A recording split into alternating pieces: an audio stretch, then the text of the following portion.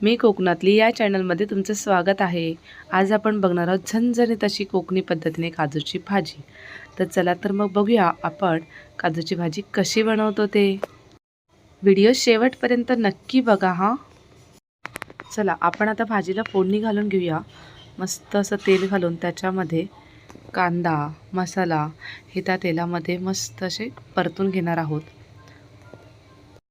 बघा कढीपत्ता पण मी त्याच्यामध्ये टाकला आहे। कांदा कढीपत्ता थोडासा फ्राय झाला की त्याच्यामध्ये आपण टाकणार आहोत कोकणी पद्धतीचा बनवलेला घरगुती मसाला, हळद थोडीशी, त्याच्यानंतर आपला गरम मसाला पूड, त्याच्यानंतर घालूया थोडीशी आले पेस्ट। हे सगळं व्यवस्थित असं मसाला तेलामध्ये फ्राय करून घ्यायचा आहे। नंतर आपण घालूया यामध्ये बटाटे आणि काजूगर घालूया लास्टला। हे आता काजूगर जे आपल्याला पॅकेटमध्ये मिळतात ते वाले आहेत। तर याला थोडंसं मी 5 ते 7 मिनटं जास्त वाफवून घेतले आहेत।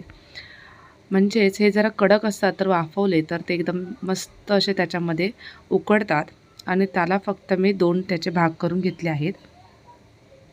तर ह्याला व्यवस्थित आपण परतून घेऊन पाणी घालून याला 10 मिनटं शिजून घेणार आहोत। बटाटे शिजायला जास्त वेळ लागतो म्हणून जास्त 10 मिनटं आपण मध्यम आचेवरती याला शिजून घेणार आहोत। आता बघा हे मी दुसऱ्या भांड्यात काढून घेतलं आहे, भांडं छोटं झाल्यामुळे।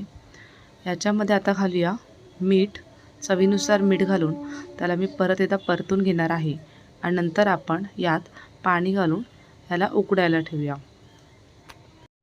याला आपण घट्टच अशी त्याची ग्रेव्ही बनवणार आहोत, त्याच्यामुळे पाणी जास्त घालायचं नाही आहे। थोडंसंच पाणी घालून त्याला उकडून घ्यायचे आहे बटाटे आणि मग त्याच्यामध्ये आपण घालणार आहोत कोकणी पद्धतीने बनवलेलं वाटण। आता आपण याच्यात घालून घेऊया वाटण। हे कोकणी पद्धतीने बनवलेलं कांदा खोबऱ्याचं वाटण आहे। याचा जर वाटण कसं बनवतात हे तुम्हाला पाहिजे असेल तर व्हिडिओ या चॅनलवरती आहे, तुम्ही नक्की जाऊन बघू शकता। आणि ते वाटण आपण कसं जास्त दिवस टिकू शकतो हेही आपण त्यामध्ये सांगितलं आहे, तर तो पण व्हिडिओ तुम्ही नक्की बघा। भाजी बघा कशी मस्त दिसते मस्त अशी झणझणीत झाली आहे। चला तर आपण याला आता सर्व करूया आणि बघूया की भाजी कशी झाली आहे। तुम्ही पण अशी काजूची भाजी मस्त करून बघा, खूप छान होते आणि त्याच्यामध्ये जरूर तुम्ही कोकणी वाटप घाला, म्हणजे त्या भाजीला अजून टेस्ट येते।